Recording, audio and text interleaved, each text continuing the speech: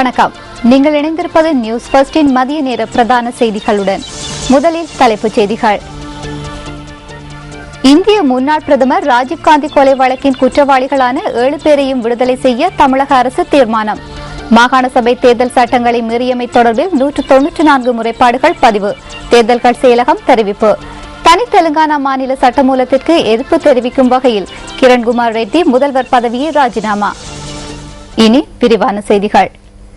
இந்திய முன்னாள் பிரதமர் ராஜீவ்காந்தி கொலை வழக்கின் குற்றவாளிகளான சாந்தன், முருகன், பேரறிவாளன், நளினி உள்ளிட்ட 7 பேரையும் விடுதலை செய்வதற்கு தமிழக அரசு தீர்மானித்துள்ளது. தமிழக முதல்வர் ஜெயலலிதா ஜெயராம் தலைமையில் இன்று காலை கூடிய தமிழக அமைச்சரவையில் இந்த தீர்மானம் எடுக்கப்பட்டுள்ளதாக இந்திய ஊடகங்கள் செய்தி வெளியிட்டுள்ளன. இந்த தீர்மானம் மத்திய அரசாங்கத்தின் அனுமதிக்காக அனுப்பி வைக்கப்பட உள்ளது. 3 நாட்களுக்குள் அவர்களை விடுவிக்க மத்திய அரசு நடவடிக்கை எடுக்காத விடத்து தமிழக அரசே அதன் அதிகாரத்தை பயன்படுத்தி அவர்களை விடுதலை செய்யும் என்று தமிழக முதல்வர் அறிவித்துள்ளதாக இந்திய ஊடகங்கள் செய்தி வெளியிட்டுள்ளன. தமிழக சட்டப்பேரவையில் இன்று காலை முதல் இடம்பெற்ற விவாதங்களை தொடர்ந்து விதி 110 கீழ் முதல்வர் ஜெயலலிதா ஜெயராம் இந்த அறிவிப்பை வெளியிட்டுள்ளார்.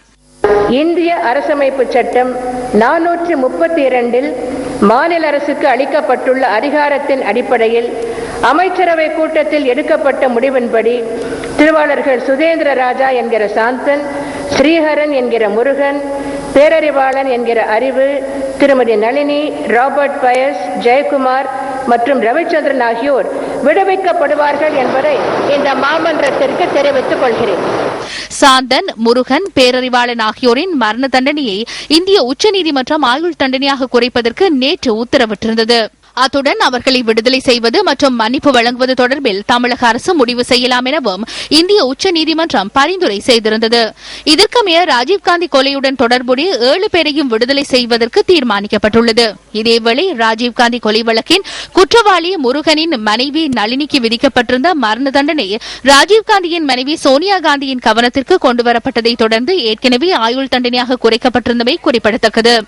இந்த தகவல்கள் ஊடகங்களில் வெளியான பின்னர் யாழ்ப்பாணம் உடுப்பட்டியில் வசிக்கும் சாந்தனின் குடும்பத்தினரின் மனநிலை தொடர்பில் அறிந்து கொள்ள அவர்களை நியூஸ் ஃபர்ஸ்ட் தொடர்பு கொண்டது.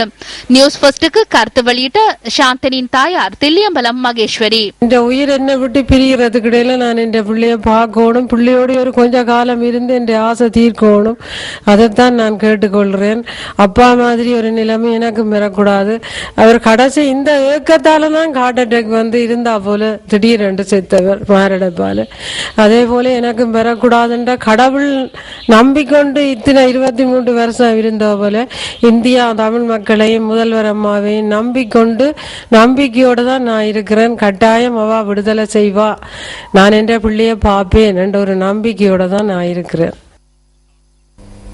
மாகாண சபை தேர்தல் சட்டங்களை மீறியமை தொடர்பான 194 முறைப்பாடுகள் பதிவாகியுள்ளதாக தேர்தல்கள் செயலகம் தெரிவித்துள்ளது.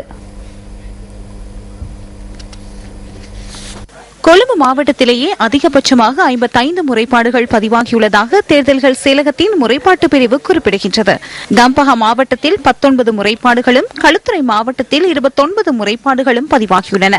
இதேவேளை காலி மாவட்டத்தில் 18 முறைப்பாடுகளும், மாத்தறை மாவட்டத்தில் 20 முறைப்பாடுகளும், ஹம்பாந்தோட்டை மாவட்டத்தில் 18 முறைப்பாடுகளும் பதிவாகியுள்ளதாக தேர்தல்கள் செயலகம் தெரிவிக்கின்றது.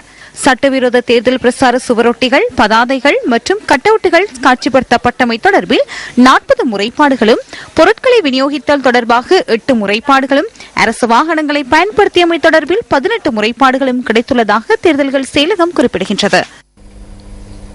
முன்னாள் பிரதமர் நீதியரசர் கலாநிதி ஷிராணி பண்டாரநாயக்கவிற்கு எதிராக இளஞ்ச ஊழல் சட்டத்திற்கு அமைய தாக்கல் செய்யப்பட்டிருந்த வழக்கின் குற்றப்பத்திரிகை இன்று தாக்கல் செய்யப்பட்டது. வழக்கு விசாரணைகள் இடம்பெறவிருந்த கடந்த வருடம் நவம்பர் மாதம் 14ஆம் தேதி பிரதிவாதிகள் தரப்புக்கு அறிவிக்காமல் அதனை மாற்றியமை தொடர்பில் முன்னாள் பிரதமர் நீதியரசரின் சட்டத்தரணிகள் நீதிமன்றத்தில் எதிர்ப்பு வெளியிட்டனர். பொதுநலவாய மாநாடு இடம்பெற்ற காலப்பகுதியில் மாற்றம் ஏற்பட்டமையினால் அது குறித்து பிரதிவாதிகள் தரப்புக்கு அறிவிக்க முடியாது போனமை தொடர்பில் கவலை அடைவதாக ஜனாதிபதி சட்டத்தரணி லலின் லதுவஹெட்டி தெரிவித்தார். அதனை அறிக்கையிடுமாறும் அவர் கேட்டுக்கொண்டார்.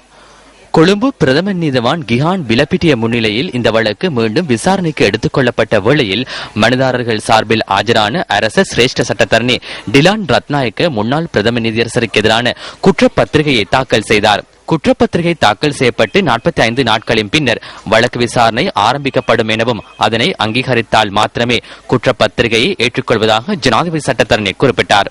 அது குறித்த முறைப்பாடுகள் கிடைக்கும் என்பதனால் வழக்கு விசாரணை மே மாதம் 12ஆம் தேதிக்கு ஒத்திவைக்கப்பட்டது. கணனி மூலமாக சாட்சி பதிவுகளை முன்வைப்பதற்காகவும் அதற்கு முன்னர் பிரதிவாதிகள் தரப்பின் சட்டத்தரணி என்ற வகையில் ஆராய்வதற்கும் சந்தர்ப்பம் வழங்க வேண்டும் என்பதனால் 45 நாள் கால அவகாசம் கோரியதாக நளின் லத்வஹெட்டி தெரிவித்தார். இந்த விடயம் தொடர்பிலான முறைப்பாடுகள் கிடைத்த பின்னர் வழக்கு விசாரணையை வேறு விதமாக ஆராய்வதற்கு சர்வதேச சட்டத்தரணிகள் சங்கத்தின் பிரதிநிதிகள் சிலரும் இன்று நீதிமன்றத்துக்கு வருகை தந்திருந்தனர். பிரித்தானிய சட்டத்தரணிகள் சங்கம், சர்வதேச சட்டத்தரணிகள் சங்கம் மற்றும் ஆசிய சட்டத்தரணிகள் சங்கம் என்பவற்றின் பிரதிநிதிகள் இன்று வருகை தந்திருந்தனர். முன்னாள் பிரதம நீதியரசர் சார்பில் இலங்கை சட்டத்தரணிகள் சங்கத்தின் தலைவர் உப்புல் ஜெயசூரிய மற்றும் சட்டத்தரணிகள் சங்கத்தின் செயற்குழு உறுப்பினர்கள் உள்ளிட்ட அனைவரும் இதன்போது பிரசன்னமாகியிருந்தனர்.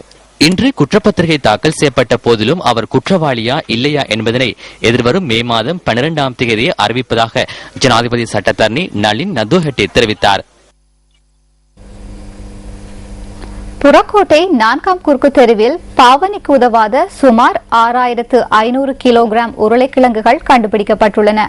கோட்டை போலீசாருக்கு கிடைத்த தகவலுக்கு அமைய மேற்கொள்ளப்பட்ட சுற்றி வளைப்பின் போது பாவனைக்கு உதவாத உருளைக்கிழங்குகள் கண்டுபிடிக்கப்பட்டதாக போலீஸ் ஊடகப் பிரிவு தெரிவித்தது. இந்த சுற்றி வளைப்பின் போது பொது சுகாதார பரிசோதகர்களின் ஒத்துழைப்பும் பெறப்பட்டதாக போலீஸ் ஊடகப் பிரிவு குறிப்பிட்டது. 2 வர்த்தக நிலையங்களில் இருந்து கண்டெடுக்கப்பட்ட இந்த உருளைக்கிழங்குகளை அழிப்பதற்கு நடவடிக்கை எடுக்கப்பட்டுள்ளது. நீர்கொழும்பில் இடம்பெற்ற பல கொள்ளை சம்பவங்களுடன் தொடர்புடைய 5 சந்தேக நபர்கள் கைது செய்யப்பட்டுள்ளனர். இவ்வாறு கைது செய்யப்பட்டவர்களுள் பெண் ஒருவரும் அடங்குவதாக போலீசார் தெரிவித்தனர்.